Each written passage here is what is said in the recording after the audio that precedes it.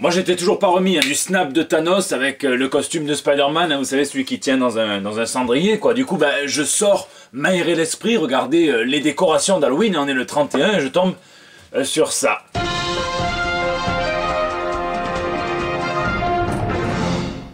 Ça va, je sais, hein, il va revenir notre Spider-Man. De toute façon, j'ai envie de vous dire, il est jamais vraiment parti des comics, hein, que vous pouvez toujours lire indépendamment des films. Fraîchement de retour de la Paris Comic Con, où je remercie chacun d'entre vous que j'ai pu voir là-bas. Hein, c'était complètement fou, c'était très intense, hein, entre une séance de dédicace qui devait durer qu'1 heure, qui en a duré 3, hein, 3 vraies, hein, donc c'était pour moi, je dis je ferme la boutique. L'animation Tuer Deadpool sur le stand de Panini qui a réuni beaucoup de monde. La conférence à YouTube et Comics où on a parlé beaucoup plus de YouTube et pas assez de comics à mon goût, mais j'aurai ma revanche, croyez-moi. Et les rencontres dans les allées qui étaient incessantes. Vous étiez très nombreux, vous étiez très gentils et ça fait chaud au cœur et ça me fait plaisir d'avoir pu vous filer le print de Bruno Bessadi pour vous remercier de toute cette gentillesse. La Paris Comic Con qui était d'ailleurs beaucoup plus centrée comics que les fois précédentes. Alors vous allez me dire, c'était vraiment pas difficile, hein, mais ça, je vous en ai parlé dans le JT numéro 126. On le doit à monsieur Jérémy Briam, l'ex Bliss Comics, qui donc fait partie donc, de l'organe de la Comic Con, qui gère l'artiste allée et qui sait valoriser l'importance du comics dans ce genre d'événement. Ça s'appelle une Comic Con, c'est pas pour rien. J'ai pu discuter un petit peu avec certains d'entre vous qui ne comptaient pas spécialement venir, jusqu'à ce qu'ils voient un petit peu les guests qu'il y avait dans l'artiste allée et sur les autres stands, et le commis aussi, hein. En espérant que ce soit encore plus fou l'année prochaine, à une autre date et à un autre endroit, puisque la Comic Con risque d'être avancée et ne se passera pas à la Halle de la Villette en 2019. Bref, tout ça, ça m'a boosté à mort. Il me tarde déjà de vous montrer mon nouveau format en bande et dont la sortie est imminente. Hein, mais pour l'instant, trêve de blabla, nous sommes dans le JT Comics et tout de suite, ce sont les news de la semaine. Les 4 vérités. On connaissait la demi-molle et j'invente le demi-spoil, hein, puisque je m'apprête à vous révéler la vraie raison de l'absence de Red Richards et de Susan Richards et de leur enfant dans les comics des 4 Fantastiques ces dernières années. Alors la vraie raison, vous m'avez compris, hein, la vraie raison qu'ils donnent dans les comics, sauf qu'on sait tous hein, que ce n'est pas la vraie, c'est une tentative d'explication rationnelle et canonique pour ne pas faire tâche, hein, puisque la vraie raison, la voici, avec Perlmutter et sa guéguerre hein, contre la Fox sur les droits cinématographique des X-Men, hein, ou le caprice le plus débile de l'histoire du 21e siècle. Alors je vais pas m'étendre, hein, j'en ai déjà parlé en long, en large et en travers dans le JT Comics 134, entre autres, hein, je vous mets le lien, mais cette semaine dans le Fantastic Four 2-in-1, 2 en 1, un adjectif qui s'applique aux produits ménagers et au porno, et bien Ben Grimm demande tout simplement à Red Richards pourquoi ils les ont abandonnés, hein, lui et Johnny Storm, pourquoi ils sont partis sans laisser d'adresse, sans nouvelles. Et c'est là que je me dis moi hein, que les comics quand ils sont bien faits c'est une chose merveilleuse hein, et que Chip Zdarsky, tout en s'accaparant cette contrainte qui provient du monde réel, eh bien démontre qu'il connaît le cœur, le squelette de ces personnages des 4 Fantastiques. Vous avez donc Red Richards qui amène Ben Grimm sur une planète extraterrestre où l'eau est un espèce de symbiote conscient qui cherche en guise d'hôte des plantes, et quand vous avez le personnage de Ben Grimm qui est blessé, qui est en colère, hein, il lui dit qu'il lui demande une explication beaucoup plus directe et beaucoup plus rationnelle.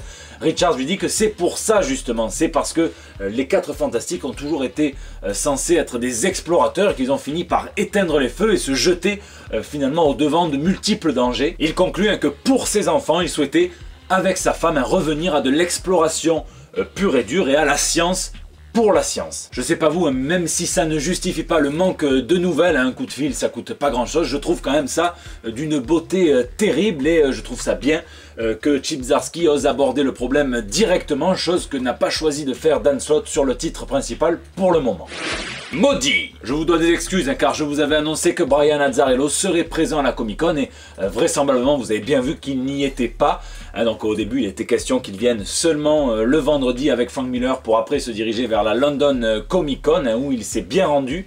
Donc désolé pour cette petite erreur d'information. En tout cas, à la London Comic Con, on a pu le voir à demander 40 livres hein, pour une signature sur un Batman Damned en version CGC, hein, c'est-à-dire une version scellée et authentifiée par une entreprise contrôlée. Et si vous ne trouvez pas ça normal, hein, souvenez-vous qu'on peut voir des exemplaires CGC partir à 2500 $ sur eBay, à ce qui en fait un record de prise de valeur pour un comics qui est sorti il n'y a même pas 2 mois. D'ailleurs, hein, toujours à Londres, le scénariste Chris Claremont a remis un petit peu les choses en perspective concernant la polémique hein, du Bat Penis et a rappelé qu'en 1992-93, à l'époque de la sortie de Superman volume 2, le numéro 75, la mort de Superman, eh bien ça avait déclenché la colère des exécutifs de chez Warner Bros qui n'appréciaient pas que l'on tue même temporairement l'une de leurs propriétés principales, car cela affectait l'image du héros auprès du public. C'est au moins la preuve qu'à l'époque Warner ne contrôlait pas spécialement ce qui se passait dans la ligne éditoriale de chez DC Comics, s'ils avaient pu rater un événement aussi important. Et tout récemment, peut-être dans une tentative de plus de contrôle, on sait que celle qui a remplacé Diane Nelson au poste de présidente de chez DC Comics, celle qui supervise Jim Lee et Dan Didio, eh bien elle s'appelle Pamela Lee Ford et elle provient directement de la Warner, donc elle veille à leurs intérêts et c'est elle qui aurait fait la gueule en découvrant le Batman, le Chevalier Noir à tout nu dans sa Batcave. Du coup on comprend un petit peu plus l'attrait pour les scénaristes et les dessinateurs vers les comics indépendants. Ils peuvent évacuer un brin de frustration de ne pas pouvoir faire ce qu'ils veulent avec leurs jouets, avec les personnages fétiches des Big Two. Awa! Et la transition est parfaite puisqu'un nouvel éditeur de comic book indépendant va faire son entrée dans le paysage US et que leur stratégie est clairement indiquée dans leur nom. Il s'appelle Artists, Writers, Artisans Inc. C'est Bill Jemas qui a été président de chez Marvel Comics qui s'associe avec Axel Alonso qui a été éditeur en chef de chez Marvel Comics aussi. Et ils ont réussi à soulever un peu moins de 10 millions de dollars auprès des investisseurs. La rumeur dit qu'ils comptent segmenter leur offre éditoriale en 4 labels bien différents, bien distincts, chacun dirigé par un éditeur en chef, un talent du milieu. Et justement, alors on ne sait pas si c'est eux, mais en tout cas on sait qu'il y a déjà 4 talents qui travailleraient sur une série pour Awa, donc Frank Cho, Grant Morrison, Garth Ennis et le retour aux affaires de J.M. Straczynski, un homme qui peut faire 1000 points au Scrabble rien qu'en jouant son nom. Comme beaucoup d'éditeurs indépendants, on peut voir qu'ils misent tous sur les gros noms pour attirer du monde et on verra s'ils se servent de l'argent récolté par ces poids lourds de l'industrie pour donner peut-être leur chance à des projets un petit peu plus underground avec des nouvelles voix qui peuvent émerger. En tout cas, c'est une bonne période pour le comics indé en ce moment puisque Dark Horse, donc la maison mère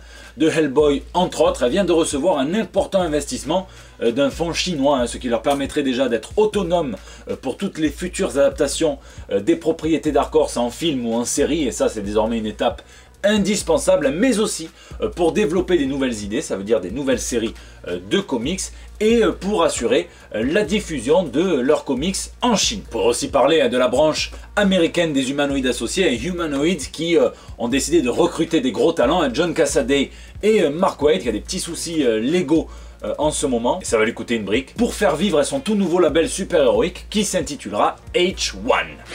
Miller on Fire. Alors que j'actualise et que j'attends toujours son vlog intitulé évidemment très sobrement Ma rencontre avec le commis, et bien Frank Miller ne s'est pas gêné pour faire pas mal d'annonces ce week-end entre Paris et Londres. À Paris, avec Andy Kubert, ils ont annoncé qu'ils allaient faire partir Batman, Superman, Wonder Woman et tous les autres en guerre. Et pas n'importe quelle guerre, la seconde guerre mondiale. Alors chacun à sa manière, Superman serait la force d'attaque brute et puissante. Et je vous rappelle qu'à l'époque, en 1941, les scénaristes avaient dû faire raté son test médical d'enrôlement à Clark Kent et il lui avait fait lire le test optique de la pièce d'à côté avec les rayons laser, tout simplement parce que, spoiler alert, les héros n'existent pas et qu'il aurait fallu peut-être 30 secondes montre en main à Superman pour désarmer les alliés et l'Axe face à Injustice. Et bien évidemment, comme on n'avait pas encore Spider-Man, le pouvoir, les responsabilités, et bien Superman n'y était pas allé tout seul comme un grand. Alors c'est évidemment la limite de la surpuissance comme ça d'un héros. Miller dit que Wonder Woman servira d'un modèle d'inspiration et il rappelle qu'elle était placardée sur pas mal de casiers de GI américains à la guerre. Et je rappelle qu'elle aussi a une force de combat de puissance brute qui peut rivaliser avec Superman. Et Batman servira de but, il sera à la fois à l'espionnage et il instillera la peur dans les nazis, pour le dire autrement, il sera comme Didrage Fuka dans un café, il leur fera se chier dessus. Et on verra quand sortira cette histoire qui s'articulera autour de Sergeant Rock et de tous les autres personnages de guerre de DC Comics. L'autre projet qui a été révélé à Londres, celui-ci, c'est un spin-off de The Dark Knight sur Lara et Jonathan, les enfants de Superman et de Wonder Woman qu'on a pu voir dans The Dark Knight Strikes Again et The Master Race. Et ça sera dessiné par nul autre que l'artiste brésilien Rafael Grampa.